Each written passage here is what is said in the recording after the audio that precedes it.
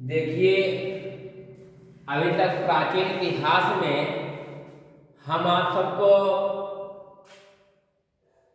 बौद्ध संगीत गौतम बुद्ध के बारे में बताया। गौतम बुद्ध में 4 बौद्ध संगीतियाँ थी, उसके बारे में कल विस्तार से वर्णन कर दिया था और मैं अपने नोट्स में से विस्तार से लिखा भी दिया हूँ। आपको आवश्यकता पड़ेगी तो ले लीजिएगा। आज जो बताएंगे आप सबको बौद्ध साहित्य। बौद्ध साहित्य के अंतर्गत क्या क्या आता है, क्या क्या आएगा, जितने भी पिटक, अधम पिटक, विनय पिटक, सूक्त पिटक, ये सब जो है बौद्ध साहित्य के अंतर्गत ही आएगा। कुल 3 पिटक होते हैं, अधम पिटक, सूक्त पिटक और विनय पिटक। 3 ही पिटक होते हैं। तो बौद्ध साहित्य के अंतर्गत 3 पिटक आएंगे। बौद्ध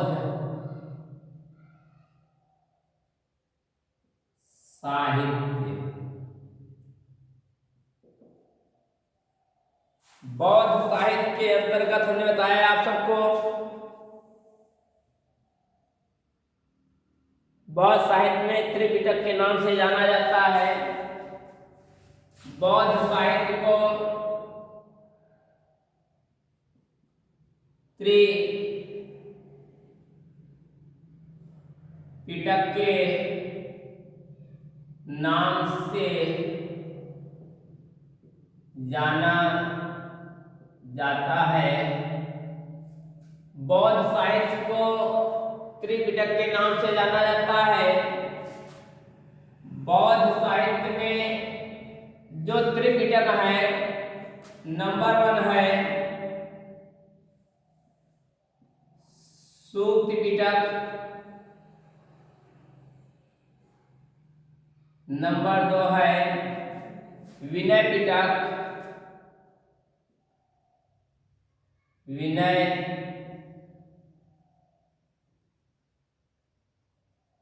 पिटक और नंबर 3 है अभिधम्म पिटक। अभिधम्य पिटक, अभिधम्म पिटक, ये बौद्ध साहित्य के अंतर्गत 3 पिटक आते हैं। पहला है सूक्त पिटक, दूसरा है विनय पिटक और तीसरा है अभिधम्म पिटक है। अब इनको बारे में सूक्त पिटक में क्या है, विनय पिटक में क्या है, अभिधम्म पिटक में क्या है, मैं ऐसे बता दे रहा हूँ, बाकी अपने नोट्स में लिखा दे रहा हूँ, वहां मालूम चल जाएगा। तो सूक्त पिटक का शाब्दिक अर्थ होता है धर्मों को जो किसी धर्म को बढ़ावा देना। सूक्त पिटक का मतलब होता है किसी धर्म को जो है इसका अर्थ होता है धर्मोपदस्थ। इसका सूक्त पिटक का शाब्दिक अर्थ होता है धर्मोपदस्थ। और इसमें जो बौद्ध धर्म के उपदेशों को संग्रहित किया गया है। सूक्त पिटक में जो है बौद्ध ग्रंथ के जितने भी संदेश हैं, इसी में पूरा संग्रहित पूरा इकट्ठा किया गया है सूक्त पिटक में ही। और बौद्ध सूक्त पिटक के संकलनकर्ता जो है उपालि माना जाता है, जो बुद्ध के शिष्य माने जाते थे। सूक्त पिटक के संकलनकर्ता, सूक्त पिटक के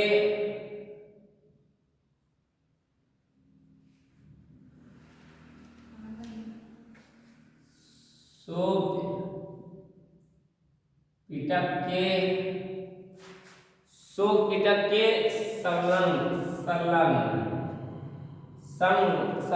करता, संकलन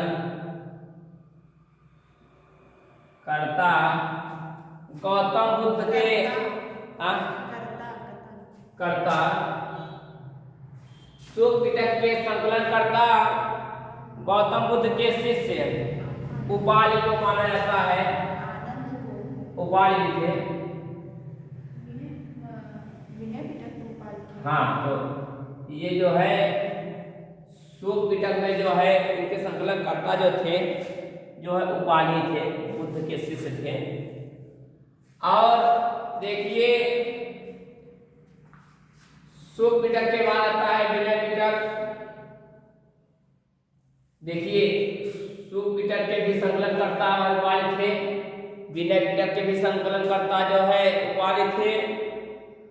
विनय पिटक में भिक्षु भिक्षुणियों के दैनिक जीवन, कोई भिक्षु भिक्षुणी है जैसे भीख मांगने वाले होते हैं, जो निम्न वर्ग होते हैं, विनय पिटक में यह वर्णन मिलता है कि भिक्षु भिक्षुणियों के दैनिक जीवन संबंधित आचार विचार, उसका आचार विचार कैसा है तथा नियमों को संग्रहित किया गया है, ये सब विनय पिटक के अंतर्गत आते हैं। और विनय पिटक के संकलनकर्ता को भी उपाली के नाम, उपाली गौतम बुद्ध के शिष्य उपाली को ही माना जाता है। उसके बाद आता है अभिधम्म पिटक। अभिधम्म पिटक में दार्शनिक सिद्धांतों का वर्णन मिलता है। जो अभिधम्म पिटक है इसमें धार्मिक सिद्धांतों का वर्णन मिलता है। क्या होता है? धार्मिक सिद्धांतों का वर्णन मिलता है अभिधम्म पिटक में। धार्मिक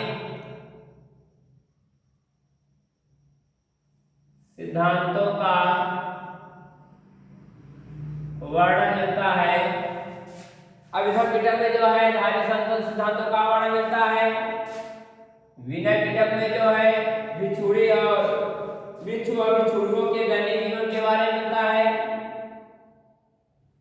भिक्षु और भिक्षुणियों,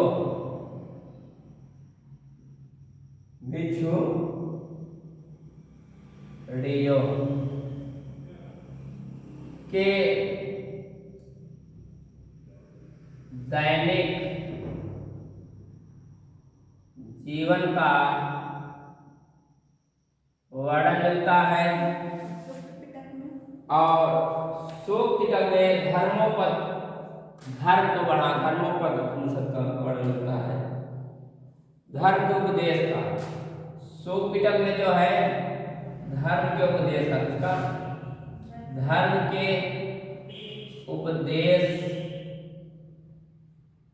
उपदेशों का वर्णन मिलता है। मतलब शुक पिटक में किसी धर्म को बढ़ावा देने का जो उल्लेख किया गया है। विनय पिटक में कोई भिक्षु भिक्षुणियों के दैनिक जीवन के बारे में, उनका दैनिक जीवन क्या है उसके बारे में वर्णन मिला है। और अभिधम्म पिटक में जो है किसी धार्मिक सिद्धांतों का वर्णन मिलता है। और जिसको बारे में संकलनकर्ता बता ही दिए। और जो है अभिधम्म पिटक के संकलनकर्ता आनंद को माना जाता है। किसे माना जाता है?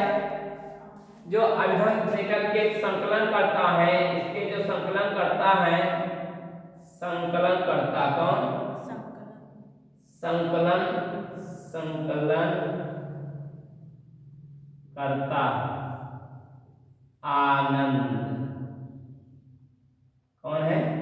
गौतम बुद्ध के शिष्य आनंद को माना जाता है। अभिधम्म पिटक के जो है हाँ संकलनकर्ता माने जाते हैं।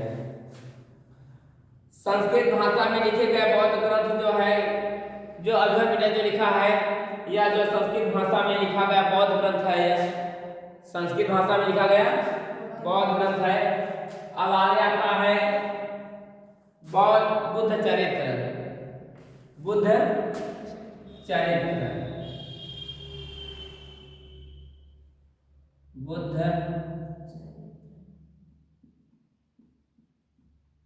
चरित्र कि बुद्ध का चरित्र कैसे था।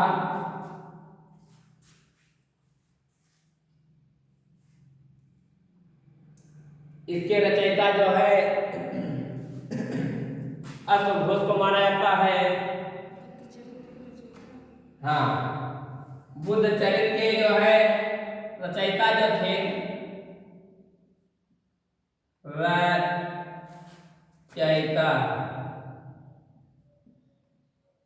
रचयिता जो है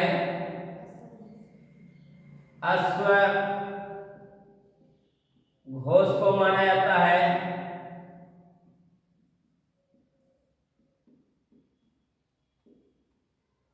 अश्वघोष को माना जाता है। और बुद्ध चरित्र में बुद्ध के कर्म होने से अशोक के समय तक का वर्णन मिलता है। बुद्ध चरित्र में जो है बुद्ध के गर्भस्थ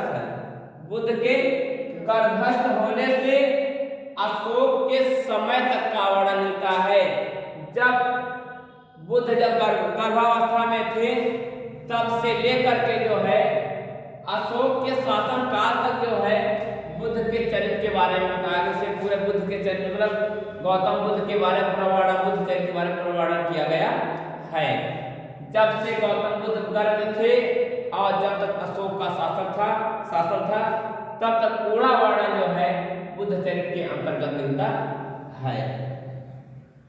अश्वघोष ने इसके अलावा संस्कृत भाषा में सौंदरानंद तथा सारिपुत्र प्रकरण ग्रंथ की रचना की थी। अश्वघोष ने जो है संस्कृत भाषा में सौंदरानंद तथा सारिपुत्र प्रकरण ग्रंथ की रचना भी की है। उसके बाद नेक्स्ट हेडिंग आती है विशुद्धिमग्न ग्रंथ। ये बुद्ध चरित्र था। उसके बाद आता है विशुद्धमग्न ग्रंथ।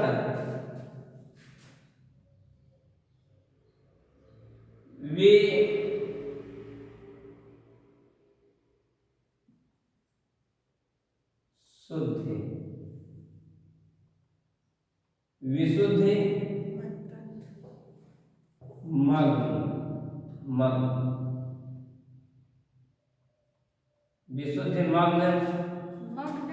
मग्न ग्रंथ।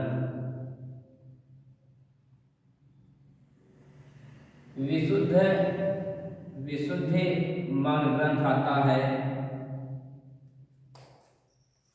इसमें रचयिता थे, इसके रचयिता बुद्धघोष को माना जाता है। रचयिता कौन थे?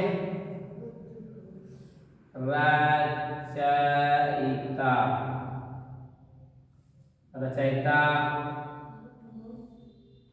बुद्ध घोष। रचयिता बुद्ध घोष को माना जाता है।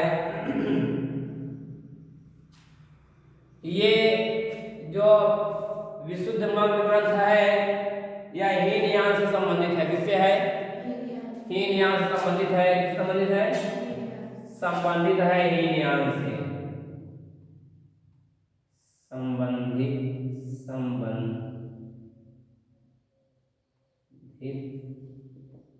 हीनयान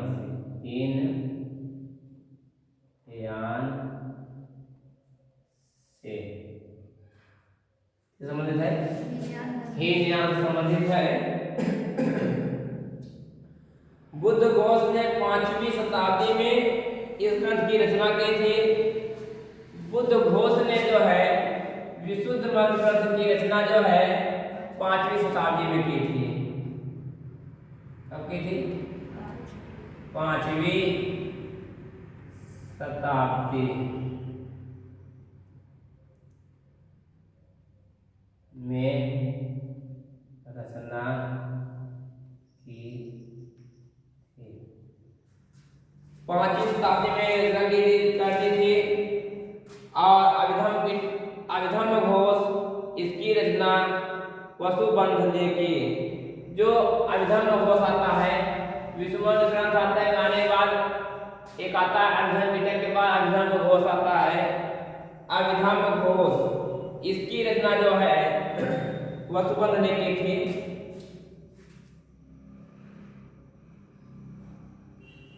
अभिधम्म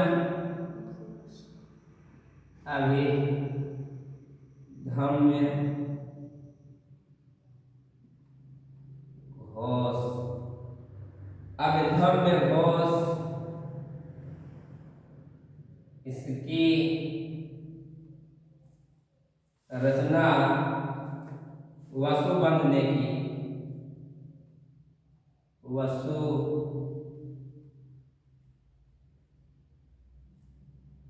बंधने की। इसकी रचना वसुबंध ने की।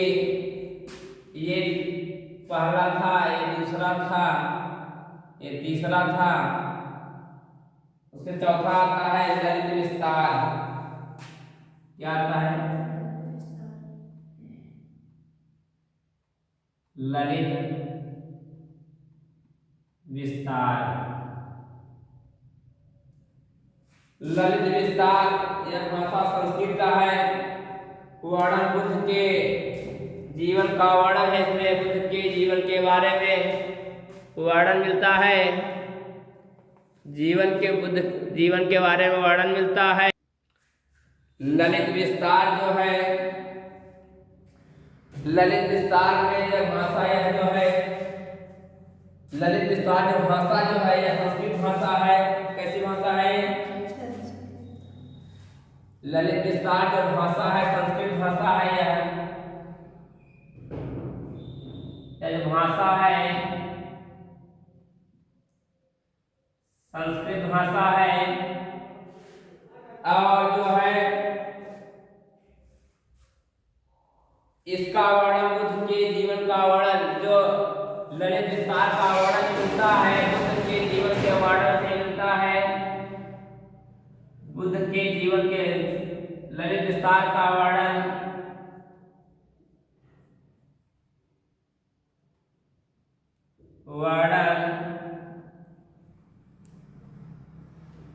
बुद्ध के विस्तार से मिलता है। ललित विस्तार का वर्णन जो है बुद्ध के विस्तार, जो गौतम बुद्ध का जो विस्तार हुआ उसी में ललित विस्तार का वर्णन भी मिलता है। और इसी पुस्तक पर एडविन एनार्ड ने द लाइट ऑफ एशिया पुस्तक की रचना की। इसी पे जो है बुद्ध के जीवन, इस वर्णन जो बुद्ध के विस्तार में वर्णन मिलता है विस्तार का, इसी पुस्तक पर एडविन एनार्ड ने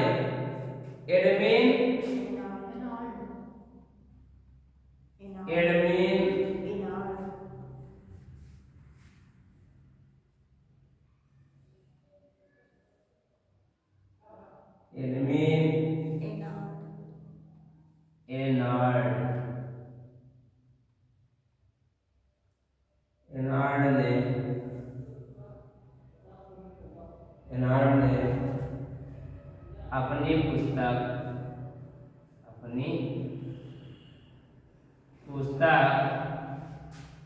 अपनी पुस्तक the light of Asia, the light of Asia में वर्णन किया है। द लाइट ऑफ एशिया में वर्णन किया एडविन एनार्ड ने जो अपनी पुस्तक जो है ललित विस्तार का वर्णन जो है द लाइट ऑफ एशिया में वर्णन पूरी तरह किया, अच्छी तरह कर दिया है। और उसके बाद आता है मौर्य साम्राज्य। क्या आता है? मौर्य साम्राज्य आता है। अगला टॉपिक जो आता है मौर्य साम्राज्य आता है। मौर्य साम्राज्य, इसको आप उसमें पढ़ लीजिए। मौर्य साम्राज्य के बारे में बताते हैं, उसका विस्तार से वर्णन कर देंगे मौर्य साम्राज्य के बारे में। आए देखिए, अभी हम आप सबको बता रहे थे कि अब बुद्ध के चरित्र के बारे में, उसमें जो है आखिरी टॉपिक बताया था ललित विस्तार। ललित विस्तार के बाद आता है मौर्य साम्राज्य आता है। क्या आता है? मौर्य साम्राज्य। मौर्य साम्राज्य, ये जो मौर्य साम्राज्य है इसका वर्णन कहाँ कहाँ मिला है, किस पुस्तक में मिला है, किसने किया है, ये सब जो है पूरा विस्तार से जो है इसका वर्णन मैं देखो पहले दिखा दे रहा हूँ थोड़ा सा मैं। मौर्य साम्राज्य का जो है वर्णन जो है कौटिल्य के अर्थशास्त्र से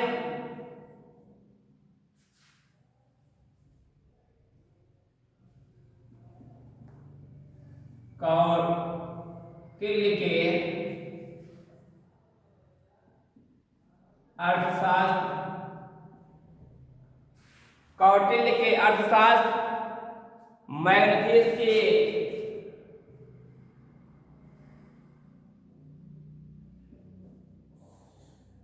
मैग्नेटिस मेगास्थनीज है, मेगास्थनीज मेगास्थनीज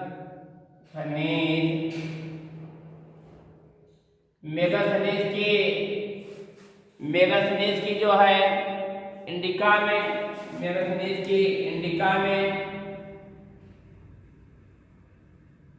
मेगास्थनीज की इंडिका में। उसके बाद जो है विशाल दत्त के मुद्रा राक्षस, इन सब का वर्णन है। हाँ विशाल दत्त के मुद्रा राक्षस, विशाल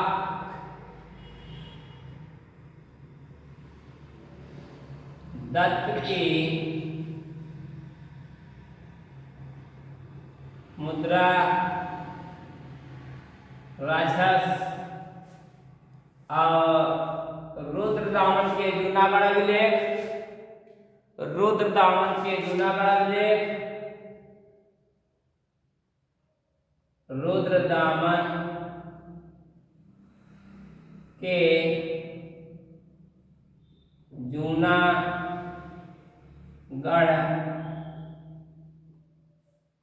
अभिलेख, रुद्रदामन के जूनागढ़ अभिलेख और अशोक का अभिलेख। ये मौर्य साम्राज्य में अशोक के बारे में पढ़ने मिलेगा।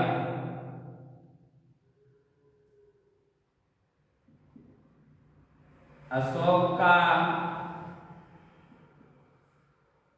अभिलेख, अब अशोक के अभिलेख में स्तंभलेख और शिलालेख,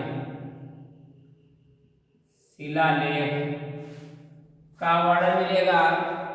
मौर्य साम्राज्य में ही जैन धर्म बौद्ध धर्म के बारे में भी वर्णन मिला। मौर्य साम्राज्य में ही हाँ जैन धर्म और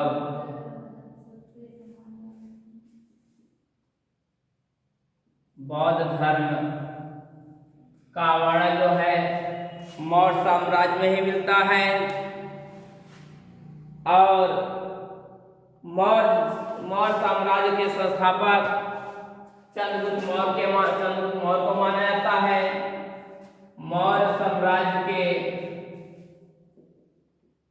संस्थापक चंद्रगुप्त मौर्य को माना जाता है।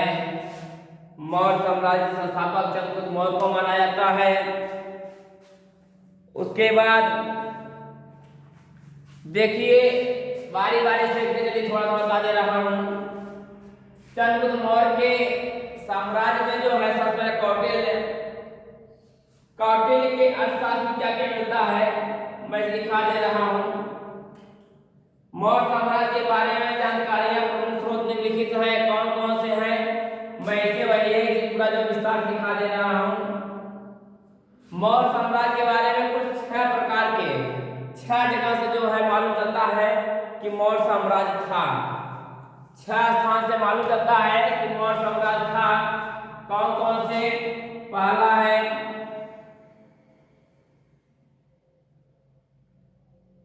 कौटिल्य का अर्थशास्त्र,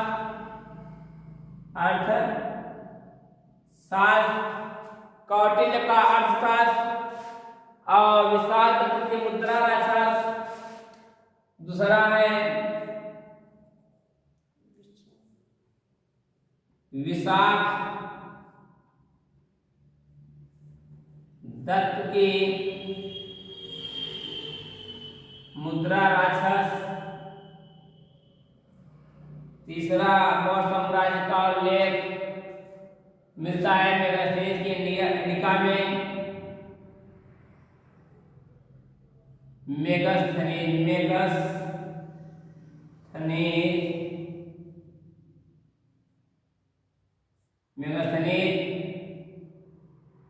की इंडिका में। उसके बाद चौथा वर्णन मिलता है रुद्रदामन के जूनागढ़ अभिलेख। रुद्र दामन के जूनागढ़ अभिलेख। पांचवा जो मिलता है अशोक का अभिलेख। अशोक का अभिलेख जिसमें है स्तंभ लेख और शिलालेख। स्तंभ लेख और शिलालेख। स्तंभ लेख और शिलालेख। छठा है जैन धर्म और बौद्ध धर्म। जैन धर्म और बौद्ध धर्म।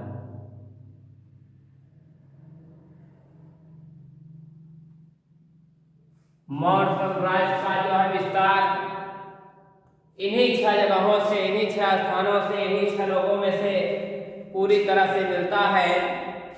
जैसा कि हमने बताया कौटिल्य के अर्थशास्त्र। कौटिल्य के अर्थशास्त्र में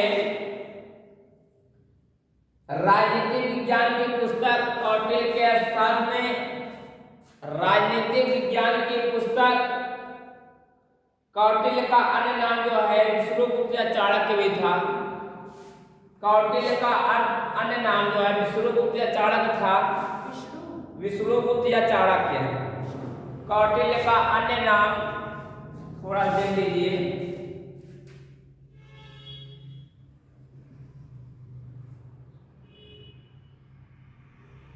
कौटिल्य का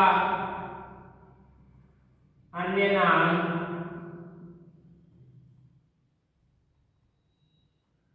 विष्णुगुप्त या चाणक्य। कौटिल्य का अन्य नाम विष्णुगुप्त या चाणक्य भी था। जो है मौर्य वंश के जो है मौर्य साम्राज्य के विषय में जानकारी का प्रमुख स्रोत माना जाता है। कौटिल्य के अर्थशास्त्र में विष्णुगुप्त और चाणक्य के माध्यम से जो है मौर्य साम्राज्य के बारे में जो विस्तार से वर्णन मिलता है, जानकारी का वर्णन मिलता है कि मौर्य साम्राज्य क्या था, इसमें क्या क्या थे, कौन कौन सी योजनाएं लाई गई थी। इतिहासकार एडम स्मिथ ने कौटिल्य को भारत का मैकियावली कहा। मैकियावली कहे थे जो है इतिहासकार एडम स्मिथ ने जो है कौटिल्य को भारत का मैकियावली कहा। अर्थशास्त्र में हमें निम्नलिखित जानकारियां प्राप्त होती है। सप्तांग सिद्धांत। देखिए अब आज इतना तो बता दे रहा हूं, कल बताऊंगा। कौटिल्य का अर्थशास्त्र, विशाल की मुद्रा राक्षस, मेगास्थनीज की इंडिका, रुद्रदामन की जूनागढ़ अभिलेख, ये चारों के बारे में कल विस्तार से मैं वर्णन कर दूंगा कि ये चारों का मतलब क्या हुआ, चारों के जो रचनाकार कौन कौन से रचना किए, कौन कौन वैज्ञानिक रचना करके गए, इन सब के बारे में मैं कल आपको जो है विस्तार से वर्णन कर दूंगा। आप इसे कर लीजिए, उसके बाद जहां न समझ में आया उसको बताइएगा। इसका पूरा नोट जो है मैं अपने YouTube चैनल को आप सबको प्रोवाइड करा दूंगा।